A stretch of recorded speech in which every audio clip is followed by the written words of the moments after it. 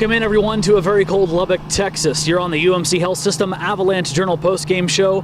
Nick Kosmatter, Don Williams, and Zach Long from Jones AT&T Stadium, where the Texas Tech Red Raiders have just suffered their first loss on the season, 41-20 to Oklahoma. And gentlemen, I'll start with Nick. We talked about we were going to find out some things about both of these football teams. The first thing we found out, if you do not pressure Landry Jones, he will hurt you. Yeah, Texas Tech had a real hard time getting to Jones, the senior quarterback for Oklahoma, and throwing him off his rhythm in any way. We just talked to, Tommy Tuberville, DJ Johnson, and Art Kaufman, who said that one of their biggest struggles was getting off the field on third down.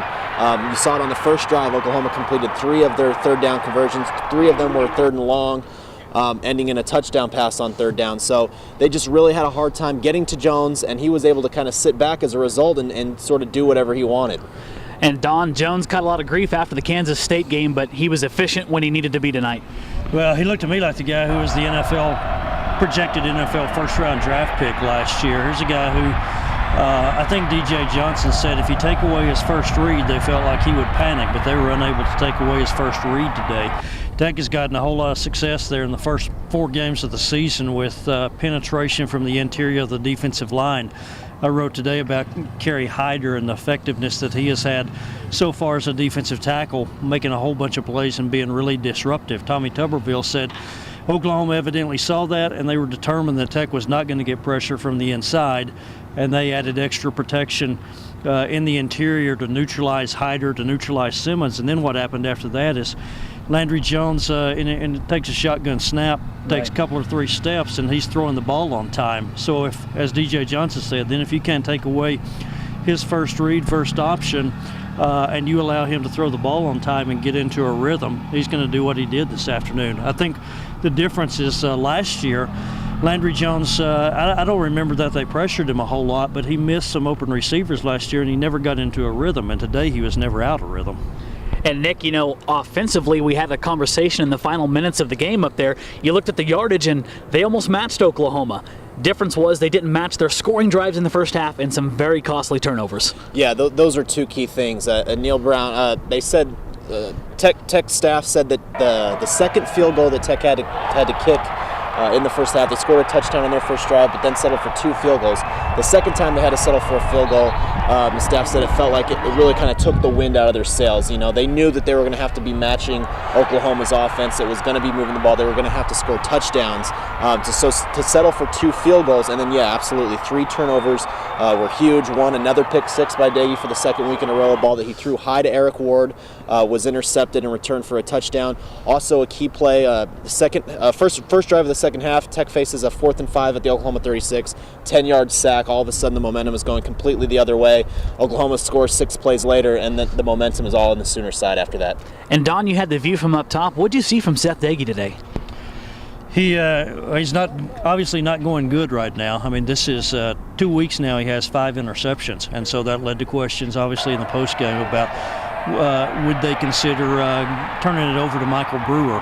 And Neil Brown shot that down pretty quickly, said that Seth is the leader. I do think if you are inclined to say that, it would be a real difficult situation to throw Brewer into, because we talked all last week about how they're about to play nothing but ranked teams for a month, and I'm not sure they want to throw him into that situation. The key now is for Doege to bounce back. They're getting some pressure. He is being hit more than he was used to, or more than he has been this season. And you guys mentioned it, Tech still got some pretty good yardage in this game. Right. It reminded me to some extent of the game down in Austin last year where Tech moved the ball between the 20s, and if you look at total yardage, it wasn't bad, but then they don't stick the ball in the end zone. And when you're going against other top-level Big 12 teams that have prolific offenses, you got to be able to score touchdowns. And Nick, afterwards, Bob Stoops, a little feisty in his press conference. I know that's hard to believe, but he said, there was no confidence lost by Landry Jones. It was a media thing. Everyone credited it all weekend. You have to credit Oklahoma, and it looked like at times, especially on the offensive and defensive lines, they really took it to Texas Tech. Yeah, and I think tales of Oklahoma's demise were certainly premature. This is still a really good football team.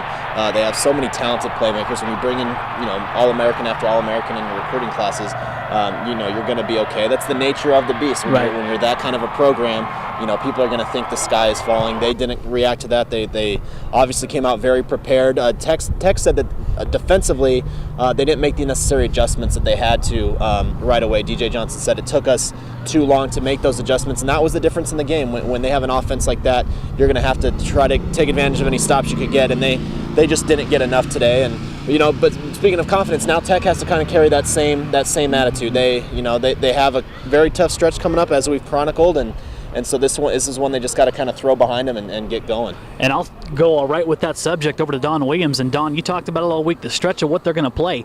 If they couldn't pressure Landry Jones tonight, fast forward a few days, you got Geno Smith and West Virginia coming in here. What is the state of this Texas Tech football team, especially defensively? Well, I think Art Kaufman in the postgame said that he felt like these guys are mentally strong and mentally tough because they are older now. When you're talking players like DJ Johnson, Cody Davis, Kerry Hyder, and Dartwan Bush, some of the Cornelius Douglas, those guys have been around a long time. Nevertheless, next Saturday in Jones Stadium is going to be every bit as difficult, if not more so, because Geno Smith, there's nobody in Morgantown, West Virginia, or anywhere coast to coast who's been second guessing him at all, the way Landry Jones was over the past week and the past year. This is a guy who has not hit a bump in the road. Now it may happen later this evening on Saturday night in Austin, but yeah, this is going to be real difficult. The whole thing for I think Texas Tech defensively is. I don't believe anyone. I don't think we, the fans, and even Tommy Tuberville felt like this was a shutdown defense after those first four games. What he felt like was this was an improved defense, but they have to be able to make some plays. They have to be able to make some big third down stops. They have to be able to get a sack here and there. They have to come up with an interception, a fumble, and they just did none of that today.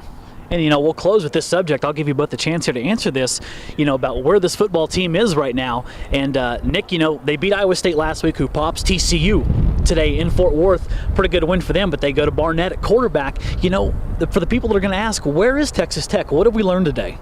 We learned that they still have a long way to go. I mean, obviously, the 4-0 record looked nice. The win on the road against Iowa State, that was still a big win. The key for them is to understand that you still have a long season left to play, but they've got to start playing well at home. They continue to struggle at home. Tommy Tuberville is now just 1-7 against Big 12 teams inside the stadium, and you get this many fans out, you get them excited, and then you don't perform. They have got to start being able to perform at home. And if it's not winning, it's playing games better. Lopsided losses at home are a lot of times what sort of put that negative momentum continuing, and so they have to find a way to play better in this stadium. Yeah, Don, a lot of empty seats in this stadium towards the end of this football game. Well, and I thought that exactly what Nick said. I thought this was a very important game today for that very reason, because people were getting kind of cautiously optimistic again. They were buying in.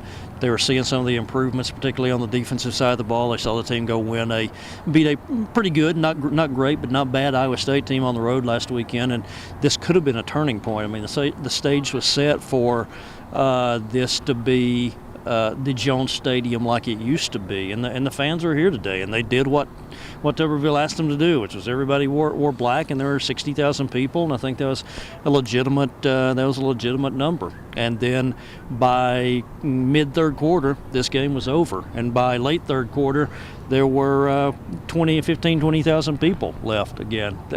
Nick's exactly right. This is they have to give fans reason to be excited again when they come to Jones Stadium.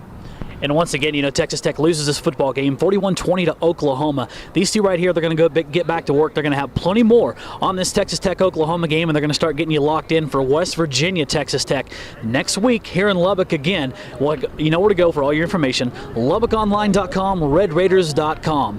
For Don Williams and Nick Kosmider, I'm Zach Long with the Avalanche Journal. This has been the UMC Health System Avalanche Journal postgame show. We'll see you next time.